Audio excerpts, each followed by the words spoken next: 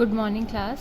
हमने अपने पिछले लेसन में एक एक्टिविटी की थी जिससे हमने देखा था कि पानी के अंदर मिरर रख के उस मिरर में अगर हम लाइट फ्लैश करते हैं और उसके सामने एक स्क्रीन रखा था पेपर के तरीके से, उसमें हमें एक रेनबो जैसा छोटा सा रेनबो नज़र आया था। So what did we observe in this activity, अब हम वो रिवाइज करते हैं। The mirror and the water form a prism. एक प्रिज्म जैसा फॉर्म हो गया था जिसकी वजह से जो वाइट लाइट उस पर पड़ रही थी, it broke into colours of like a rainbow.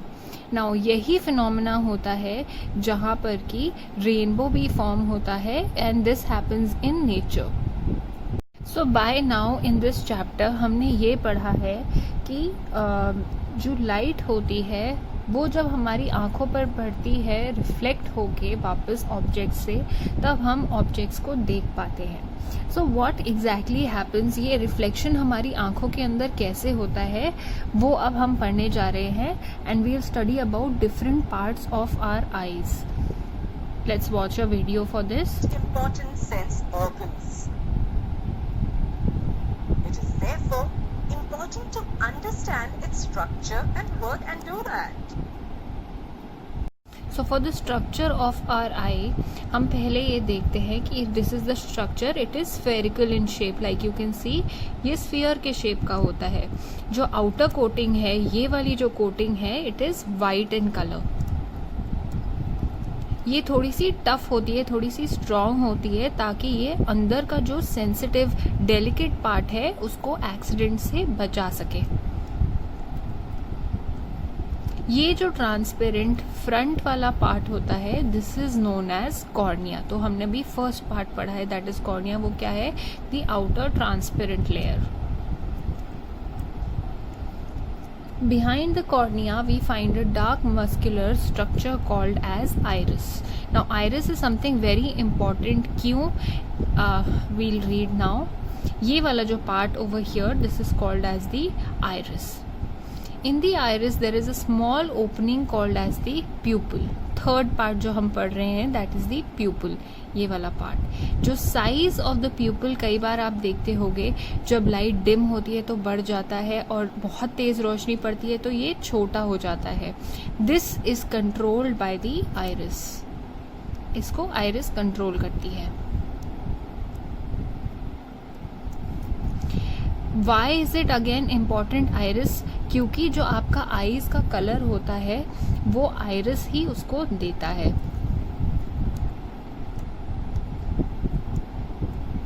When we say that a person has green eyes, we refer actually to color of the iris. कई लोगों का आपने देखा होगा कि ग्रीन कलर की आईज होती हैं, या लाइट ब्राउन कलर की आईज होती हैं, या डार्क ब्राउन होंगी, या ब्लूइश आईज होंगी। तो एक्चुअली हम लोगों की आंखों के अंदर जो आइरिस होता है उसके कलर की बात कर रहे होते हैं। ये जो प्यूपल बड़ा और छोटा होता है, ये डार्कर वाला पोर्शन छोटा और बड़ा होता है, it is because of the light that enters our eyes. Behind the pupil of our eye is a lens which is thicker in the centre. एक लेंस होता है जो कि प्यूपल के पीछे होता है, वो सेंटर में मोटा होता है। The lens focuses light on the back of the eye in the layer called as retina. तो यहाँ पे like you can see light reflect हो रही है, it is going through a lens, और यहाँ पे पीछे इमेज फॉर्म होती है। This part is called as the retina, जहाँ पे इमेज फॉर्म होती है। इसमें कई सारे नर्व सेल्स होते हैं। There are 2 types of nerve cells. ये नर्व सेल्स क्या करते हैं? दे फील सम सेंसेशंस जो कि ट्रांसमिट होती है उसके बाद to our brain through the optic nerve. This is another part of eye जो हम अभी पढ़ रहे हैं, the optic nerve. Now like I told you, there are 2 kind of nerve cells. First one is cones and the other one is rods. Cones क्या होते हैं? It is sensitive to bright light. जो तेज रोशनी पड़ती है उससे वो cons sensitive होते हैं, like you can C.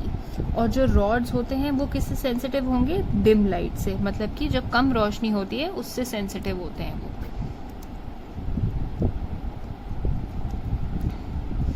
Cons का एक और काम होता है that they sense colors also. At the junction of the optic nerve and retina, there are no sensory cells, so no vision is possible at that spot. तो एक जगह ऐसी भी होती है जहाँ पे कोई भी that is the junction of the optic nerve and the retina over here, जहाँ पे कोई सेंसरी सेल्स नहीं होते, तो वो कुछ सेंस नहीं कर पाते हैं, जिसकी वजह से इस वाले पोर्शन से कोई भी विजन नहीं होता, कुछ भी नहीं दिखता है. And this spot is called as the blind spot. Revise जो हमने अभी वीडियो में देखा, cornea is the transparent front part जो होता है, that is called as cornea. Iris is the darker muscular structure behind. Cornea के पीछे जो डार्क मस्कुलर स्ट्रक्चर होता है, आइरिस इज इम्पॉर्टेंट बिकॉज वो आपकी आई का कलर देता है. इसके अलावा it is also important because it controls the amount of light entering our eyes. जो लाइट हमारी आंखों को एंटर कर रही होती है, उसका कंट्रोल भी आइरिस के पास होता है. Now what is pupil? It is a small opening in the iris, जिसकी वजह से जिसके साइज कंट्रोल होता है आइरिस से.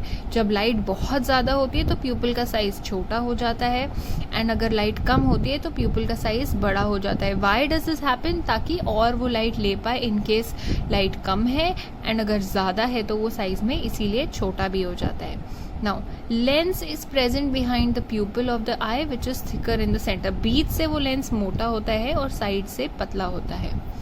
रेटिना कहाँ प्रेजेंट होता है? पीछे की तरफ, जहाँ पे इमेज फॉर्म होती है. It is present at the back of the eye where light is focused.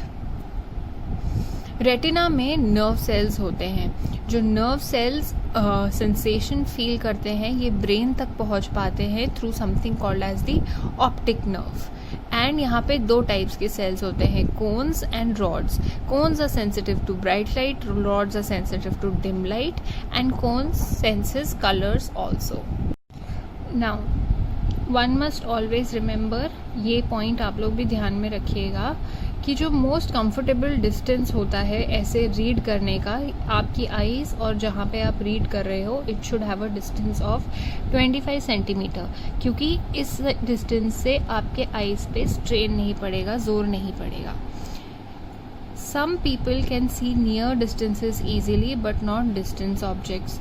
अभी लोग होते हैं जिनको पास का दिखता है लेकिन दूर का नहीं दिखता. कुछ ऐसे होते हैं जिनको पास के ऑब्जेक्ट्स नहीं दिखते हैं लेकिन दूर का दिख जाता है.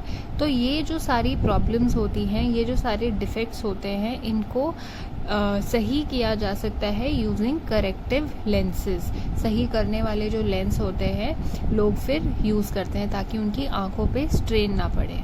नाउ हम एक्टिविटी 12.9 करेंगे, which is to find out the blind spot of our eye. Blind spot retina के पास में होता है, जहाँ पे अगर इंसिडेंस रे जाता है तो वो रिफ्लेक्ट बैक नहीं करता है, and we are not able to see the image of the object जो हमारे सामने है.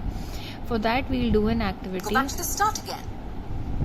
Close your left eye and stay still with your right eye focused on the dot. Yes, I want you to stay still and concentrate with your right eye on the dot present on the left of your screen. Now with your left eye. Now यहाँ पे focus करना है on the circle over here.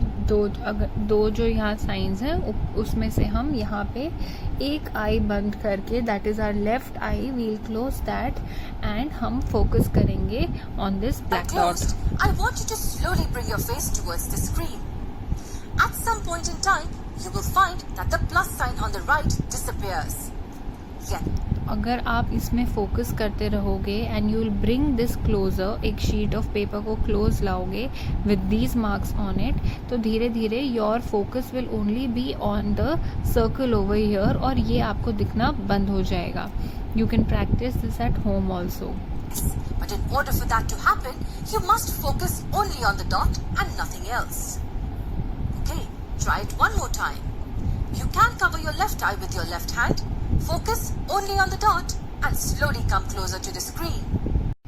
Now हम persistence of images के बारे में अभी पढ़ेंगे. The impression of an image does not vanish immediately from the retina. मतलब कि जो इम्प्रेशन होता है एक इमेज का, वो रेटिना से एकदम से चला नहीं जाता है, वो परसिस्ट करता है वहाँ पे for about 1/16 of a second. बहुत थोड़ी सी देर के लिए वो वहाँ पे रहता है.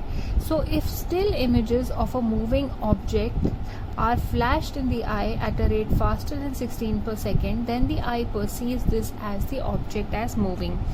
इसको समझने के लिए we will take 6 to 7 pictures, similar pictures ऐसे. ये first है, ये second है. If you notice पैर का position change हो रहा है in these images. ये 7 images हैं. This is the first one जब पैर straight है.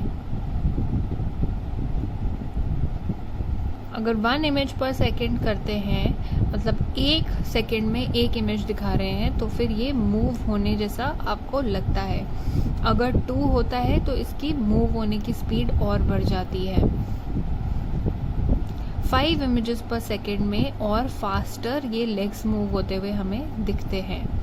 सिमिलरली ऐसे ही अगर हम नंबर ऑफ इमेजेस बढ़ाते जाएं तो ये मूविंग लगने लग जाते हैं. And this is how movies में भी यही प्रॉपर्टी यूज़ होती है, परसिस्टेंस ऑफ विजन की, जिसकी वजह से हमें ऑब्जेक्ट्स मूविंग दिखते हैं, but actually they are different images per second. यहाँ पे है 24 images per second and you see that the legs are moving, and that is what happens in the movies also. Distance of vision के लिए हम एक और activity यहाँ पे वीडियो से समझेंगे.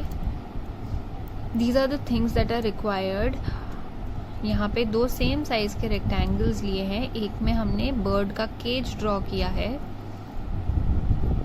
और उसी के साइज के हिसाब से यहाँ पे एक बर्ड ड्रॉ करी है इन 2 डिफरेंट पेपर्स. दोनों को कलर कर दिया है. Cut out these 2 rectangles.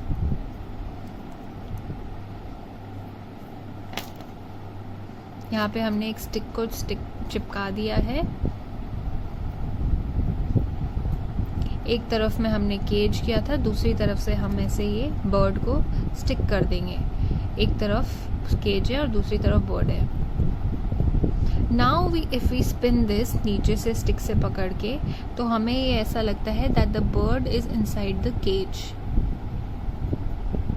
If you can see, this happens because हमें इमेजेस दिखना कंटिन्यू होती है even after they are not here any more, and this is called as persistence of vision. और ये मूवीज़ के लिए भी करते हैं, जिसमें कि अलग अलग इमेजेस होती हैं जो कि जल्दी स्पीड से चेंज होती हैं. That is how videos are made. They are made to move across the eye usually at the rate of 24 pictures per second, ताकि वो तेज हों and it seems to move, चलते हुए नज़र आती है. Now, nature has provided our eyes with eyelids to protect any object from any object entering our eye. Eyelids also shut out light when it is not required. Eyelids जो होती हैं वो हमारी आँखों को प्रोटेक्ट करने के लिए बनाई होती हैं, और तब भी हम अपनी आईलिड जब बंद कर लेते हैं, जब बहुत तेज़ लाइट पड़ती है, तो उससे भी बचाने के लिए हम अपनी आईलिड्स क्लोज करके अपनी आई को प्रोटेक्ट करते हैं. And now we'll read about a disease जो कि ज़्यादातर ओल्ड एज में लोगों को होती है, जिसमें कि जो विजन होता है, देखने की क्षमता होती है, वो थोड़ी ब्लरी हो जाती है. हमारा जो थोड़ा धुंधला सा दिखने लग जाता है, क्लाउडी सा दिखने लग जाता है. ये क्यों होता है? बिकॉज जो हमारी आँखों में लेंस प्रेजेंट होता है वो क्लाउडी हो जाता है. इसके अलावा कैटरैक्ट डिजीज़ में there is a loss of vision, दिखना भी कम लगने लग जाता है. And sometimes it is extremely severe. कोई केसेस में ज़्यादा मुश्किल होती है, किसी में उतनी ज़्यादा मुश्किल नहीं होती है. नाउ इसको ट्रीट करने के लिए, like you can C over here, ये एक नॉर्मल आई है, इसका लेंस नॉर्मल है, इससे धुंधला नहीं दिखता है. बट जो कैटरैक्ट वाली आँख होती है वो कुछ ऐसी दिखती है. If you can C over here, इसका लेंस क्लाउडी हो गया है. इसको ट्रीट करने के लिए अगर प्रॉब्लम लेंस के अंदर है तो ये लेंस को रिमूव करके एक आर्टिफिशियली इंसर्ट किया जाता है एक नया लेंस, ताकि विजन सही हो जाए। तो कैटरैक्ट की सर्जरी में क्या होता है, जो डिजीज लेंस होता है उसको निकाला जाता है एंड नया लेंस इम्प्लांट किया जाता है और पोजीशन में रखा जाता है, जिससे कि जिनको ये प्रॉब्लम है वो इजीली देख पाए। Next part of the chapter is care for eyes. सबसे पहले तो we'll be studying about 5 to 6 points about this, और फिर हम समझेंगे कि एक बैलेंस डाइट कैसे टाइप का खाना ज़रूरी होता है ताकि हमारी आंखें अच्छी रहें, स्वस्थ रहें। First point is it is if advised use spectacles. अगर चश्मा आपको बोला गया है यूज़ करने के लिए then you must use this. अगर आप उसको नहीं यूज़ करते हो तो आपकी आंखों में जोर पड़ता है, स्ट्रेन पड़ता है और वो और आपकी आंखें खराब हो सकती हैं। Second point is too much light और टू लिटिल लाइट। बहुत ज़्यादा लाइट होगी तो उसकी वजह से भी आपकी आंखों में प्रॉब्लम हो सकती है, जैसे कि सूरज की रोशनी में कभी डायरेक्टली नहीं देखना चाहिए क्योंकि वो बहुत तेज़ होती है, और बहुत कम लाइट जो होगी उससे आपको सर दर्द हो सकता है, आई में स्ट्रेन हो सकता है। So all these problems are caused. कभी भी सूरज में या कोई भी तेज़ लाइट आती है तो उसमें डायरेक्टली नहीं देखना चाहिए। नेक्स्ट चीज़ जो कई लोग करते हैं वो है अपनी आँखों को रब करने लग जाते हैं, ऐसे या फिर ऐसे। सो इससे क्या होता है, अगर डस्ट पार्टिकल्स हमारी आँख के अंदर चले गए हैं, हमें आईज रब नहीं करनी चाहिए। We should wash our eyes with water, और अगर हमें और फिर भी तकलीफ हो रही है पानी से धोने के बाद तो we should visit a doctor. उसके अलावा we must wash our eyes as frequently as possible, बहुत ज़्यादा भी नहीं, with clean water. And always read at a normal distance, मतलब कि जैसे कि मैंने आपको बताया था 25 सेंटीमीटर के डिस्टेंस से वी शुड रीड, और बहुत पास से पढ़ेंगे तो भी दिक्कत है और बहुत दूर से दिखेगा ही नहीं। Now having a balanced diet is very important आपकी आँखों के लिए। जो विटामिन ए लोग नहीं खाते हैं, ज़्यादातर वही प्रॉब्लम करता है लोगों को। आँखों में जो दिक्कत आती है वो विटामिन ए की कमी से आती है। ये विटामिन ए हमें कैसे मिल सकता है? कच्ची गाजर, ब्रोकली, ग्रीन वेजिटेबल्स जैसे कि पालक, स्पिनच, कॉड लिवर ऑयल जो कि फ़िश में प्रेजेंट होता है, अंडा, दूध, दही, चीज़ एंड बटर, फ्रूट्स जैसे कि पपाया एंड मैंगो, ये सारे फूड्स में विटामिन ए होता है, that is good for your eyes. Now we'll be studying एक डिड यू नो है जिसमें अलग अलग एनिमल्स के बारे में और उनके आइज़ के बारे में बताया है। फर्स्टली अबाउट द क्रैब, ये वाटर के सी शोर के आसपास मिलता है। इसकी आइज़ काफ़ी छोटी होती है, like you can C, but ये चारों तरफ देख पाता है। अगर पीछे से इसका कोई एनिमी आता है वो भी इसको दिख सकता है। सेकेंडली बटरफ्लाई की eyes, if you can see it's over here. जो इनकी आइज़ होती है ये देख के ऐसा लगता है कि इसकी आई के अंदर भी छोटी छोटी और बहुत सारी आँखें हैं, जिसकी वजह से ये आगे भी देख सकती है और पीछे भी देख सकती है। जो नाइट बर्ड होता है जिसको कि आउल उल्लू बोलते हैं, ये रात में क्यों जगता है? क्योंकि रात को ये बहुत क्लियरली देख पाता है लेकिन डे टाइम पे ये नहीं देख पाता है। ये क्यों होता है? Because owl has a large cornea and a large pupil to allow more light in it. तो इसकी वजह से, इसके प्यूपिल की वजह से इसको रात को लार्ज कॉर्निया एंड लार्ज प्यूपिल की वजह से रात को इजीली देख पाता है एंड डे टाइम में इसको दिक्कत होती है। This happens because it's retina क्योंकि इसके रेटिना में बहुत सारी रॉड्स होती हैं जिसकी वजह से हमें इसको डिम लाइट दिख पाती है, और बहुत फ्यू कोन्स होते हैं जिससे कि इसे ब्राइट लाइट नहीं दिख पाती है। जो डे बर्ड्स होती हैं जैसे कि एन ईगल और अ हॉक, तो ये जो बर्ड्स होती हैं they can see during the day time, लेकिन रात को इनको प्रॉब्लम होती है क्योंकि इनके पास ज़्यादा कोन्स होते हैं और रॉड्स कम होती हैं। जैसा आपने देखा होगा किसी ना किसी को कई लोग होते हैं या बच्चे होते हैं, दे आर विजुअली हैंडीकैप्ड, मतलब उनको दिखाई नहीं देता है। कुछ ओवर टाइम उनकी आई साइट चली जाती है, कुछ पैदाइश से ही प्रॉब्लम्स होती है जिसकी वजह से वो नहीं देख पाते हैं। Some persons may lose their eyesight because of a disease. Such person try to identify things by touching and listening voices more carefully. तो जिनको दिखाई नहीं देता है तो उनकी सुनने की क्षमता या टच करके जो वो चीज़ें पहचानते हैं वो बहुत स्ट्रॉन्ग हो जाती है, उनकी ये वाली जो सेंसेस होती हैं वो बहुत अच्छे से डेवलप हो जाती है। हाउएवर अगर इनको अच्छा ट्रीटमेंट मिले या if they are suffering from a disease जो कि क्योर हो सकती है तो कई सारी डेवलपमेंट है जो कि उनको हेल्प करा सकती है। Now there was somebody called as Louis Braille जो कि खुद एक विजुअली चैलेंज्ड पर्सन थे एंड इन्होंने अपने जैसे लोगों की लाइफ आसान बनाने के लिए एक ब्रेल सिस्टम बनाया। ब्रेल सिस्टम में क्या था, आप पढ़ाई कर सकते हो लेकिन आपको देखने के बिना भी you can read. How was it done, इन्होंने ऐसे एक जैसे हम ABCD पढ़ते हैं, इन्होंने ऐसा एक सिस्टम बनाया जो कि छेद के हेल्प से it was able to develop these alphabets और ऐसे टच करके अ पर्सन कुड रीड की बुक में क्या है। Braille system has 63 dot patterns और कैरेक्टर्स, ऐसे 63 हैं। Each character represents a letter, a combination of letters, a common word or a grammatical sign. 26 तो alphabets है, इसके अलावा grammatical signs या combination of letters या जो common words हैं ज़्यादातर यूज़ करते हैं उससे ये वो इन्होंने फॉर्म किए थे। Dots are arranged in cells of 2 vertical rows, like you can see यहाँ पे 2 vertical rows हैं जिसको ये आइडेंटिफाई कर सकते हैं। Patterns of dots to represent some English alphabets and some common words are shown here. These patterns, when embossed on braille sheets, help visually challenged to recognize words by touching to make them easier to touch. The dots are raised. Like you can see, ये थोड़ा embossed है, मतलब उठा हुआ है, तो लोगों को आइडेंटिफाई करना जो कि विजुअली हैंडीकैप्ड होते हैं या चैलेंज्ड होते हैं उनके लिए आसान होता है। तो ये टच की वजह से हेल्प कर पाता है। हर एक कैरेक्टरिस्टिक को ये मेमोराइज कराते हैं। Braille text can be produced by hand और मशीन, मतलब कि ये हाथ से भी बनाया जाता है और अब मशीन भी आ गई है। एक टाइपराइटर जैसा डिवाइस भी है, प्रिंटिंग मशीन्स भी हैं जो कि डेवलप हो गई हैं जो कि ब्रेल में किताबें छप सकती है जिनकी हेल्प से। So students, with this we have finished this chapter and मैं आपको क्वेश्चन आंसर्स भी आज भेजूंगी। Please finish it and let me know अगर आपको कोई डाउट्स हैं। Thank you.